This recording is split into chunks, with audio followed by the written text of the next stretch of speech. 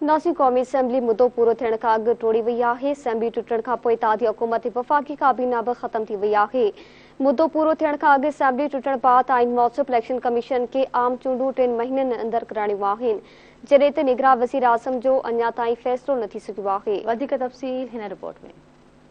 सदर आरिफ अलवी वज़ीर आज़म शहबाज शरीफ़ जे मशवरे ते क़ौमी असेंबली टोड़े छॾी, जंहिंसां गॾु वफ़ाक़ी काबीना ऐं इत्तेहादी हुकूमत बि ख़त्म थी वई आहे।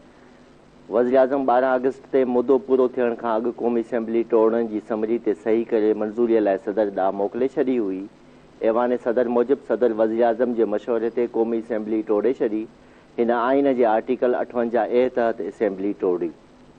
सदर जी सही थींदे ई क़ौमी असेंबली ऐं वफ़ाक़ी काबीना टुटी वई, पर निगरान वज़ीर आज़म जी मुक़ररी ताईं वज़ीर आज़म शहबाज शरीफ़ उहिदे ते बरक़रार रहंदो। क़ौमी असेंबली टोड़ण खां पोइ आइन जे आर्टिकल 224A तहत निगरान वज़ीर आज़म जी मुक़ररी कई वेंदी। निगरान वज़ीर आज़म लाइ वज़ीर आज़म शहबाज शरीफ़ ऐं मुख़ालिफ़ धुर अॻवान राजा रियाज़ मुशावरत कंदा। असेंबली टोड़ण खां पोइ निगरान वज़ीर आज़म जे नाले खे क़तई शिकल ॾियण लाइ 3 ॾींहनि जो वक़्तु हूंदो। जेकॾहिं 3 ॾींहनि में नालो फाइनल न थियो त मामिलो पार्लियामानी कमेटी ॾांहुं वेंदो। वज़ीर आज़म ऐं मुख़ालिफ़ धुर अॻवान पंहिंजा नाला पार्लियामानी कमेटी ॾांहुं मोकिलींदा ऐं पार्लियामानी कमेटी 3 ॾींहनि अंदरि निगरान वज़ीर आज़म जे नाले खे हतमी शिकल ॾींदी। पार्लियामानी कमेटी 8 मेंबरनि ते ॿधल हूंदी। अहिड़ो ई निज़ाम निगरान सूबाई हुकूमतुनि लाइ बि मौजूदु आहे। फ़र्क़ु रुॻो उहो आहे त निगरान वॾे वज़ीर जी चूंड लाइ पार्लियामानी कमेटी 6 मेंबरनि ते ॿधल हूंदी आहे। हिते सुवाल उहो पैदा थिए थो त क़ौमी असेंबली टुटी वई आहे त पोइ उहा पार्लियामानी कमेटी कीअं क़ाइमु थींदी, उन में केरु केरु शामिल हूंदो। आइनी ऐं पार्लियामानी मामलनि जे माहिरनि मूजिबि आइन में इहा गुंजाइश आहे त उहा कमेटी क़ौमी असेंबली जे मेंबरनि सां गॾोगॾु मुकमल तौर ते सेनेट जे मेंबरनि ते ॿधल थी सघे थी। उन कमेटीअ में अपोज़िशन मां 4 ऐं हुकूमत मां 4 मेंबरनि जी शमूलियत ज़रूरी हूंदी आहे। टोड़ल क़ौमी असेंबली जो स्पीकर ई कमेटी क़ाइमु कंदो। आइन जे शिक 53 तहत मौजूदा स्पीकर नए क़ौमी असेंबली जे वजूद में अचण ताईं नए स्पीकर जी चूंड थियण ताईं उहिदे ते बरक़रार रहंदो। आइनी माहिरनि मूजिबि जेकॾहिं पार्लियामानी कमेटी बि 3 ॾींहनि अंदरि निगरान वज़ीर आज़म जो नालो फाइनल न कयो त मामिलो इलेक्शन कमीशन ॾांहुं वेंदो ऐं इलेक्शन कमीशन 2 ॾींहनि अंदरि निगरान वज़ीर आज़म जे नाले जो ऐलान करण जी पाबंद आहे।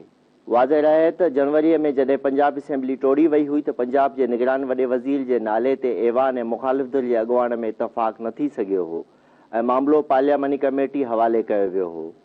कमेटी बि वॾे वज़ीर जी चूंड ते इतफ़ाक़ न करे सघी, उन करे मामिलो इलेक्शन कमीशन ॾांहुं वियो हो। इलेक्शन कमीशन पंजाब जे वॾे वज़ीर बाबति फ़ैसिलो कयो हो। क़ौमी असेंबली टुटण ते इलेक्शन कमीशन खे आर्टिकल 224(1) तहत चूंडुनि जे तारीख़ जो ऐलान करणो आहे। असेंबली टुटी वई आहे ऐं हाणे आइन मूजिबि मुल्क में 9 नवंबर 2023 खां यानी 3 महीना अॻु चूंडूं कराइण लाज़मी आहे। आइन में चयो वियो आहे त जेकॾहिं असेंबली पंहिंजो मुद्दो पूरो कंदी त चूंडूं 60 ॾींहनि में थींदियूं, पर वक़्त खां अॻु ख़त्म थियण जी सूरत में उहो मुद्दो 90 ॾींहनि ताईं वधी वेंदो आहे। आम चूंडुनि खां पोइ इलेक्शन कमीशन आइन मूजिबि 14 ॾींहनि अंदरि नतीजनि जो ऐलान कंदी। पाकिस्तान में आम चूंडूं कराइण लाइ निगरान सेटअप जो क़याम जो निज़ाम दुनिया जे ॿियनि मुल्कनि खां धार आहे, जंहिंजो मिसाल मौजूदा जमहूरियतुनि में नथो मिले। पाकिस्तान में 1990 जी चूंडुनि खां अॻु पहिरियों भेरो निगरान हुकूमत क़ाइमु कई वई हुई। उन खां पोइ 2018 ताईं समूरियूं चूंडूं निगरान हुकूमतुनि जे निगरानी में थियूं आहिनि, सवाइ 2002 जे चूंडुनि जे जेकी फ़ौजी आमिर जनरल परवेज़ मुशर्रफ जे हुकूमत जी निगरानीअ में थियूं हुयूं ऐं उन लाइ को बि धार सेटअप न ठाहियो वियो हो। पाकिस्तान में निगरान हुकूमत जी बुनियादी ज़िम्मेदारी मुल्क जे रोज़ानी जे मामलनि खे हलाइण आहे। जेसिताईं आम चूंडुनि में चूंडियल हुकूमत इक़्तिदार संभाले नथी ऐं उनखे फ़ैसिला करण ऐं पॉलिसी साज़ी जे हवाले सां चूंडियल हुकूमत जहिड़ा अख़्तियार हासिल न आहिनि। पर 26 जुलाई 2023 ते पार्लियामेंट जे गॾियल इजलास में इलेक्शन एक्ट 2017 जे सेक्शन 2030 में तरमीम कई वई हुई। उन तरमीम तहत निगरान हुकूमत हाणे मामूल जा हुकूमती मामला उकलाइण सां गॾु जारी रिथाउनि ऐं प्रोग्रामनि बाबति लाॻापियल अख़्तियार इस्तेमालु करे सघंदी ऐं अहम पॉलिसी फ़ैसिला बि करे सघंदी।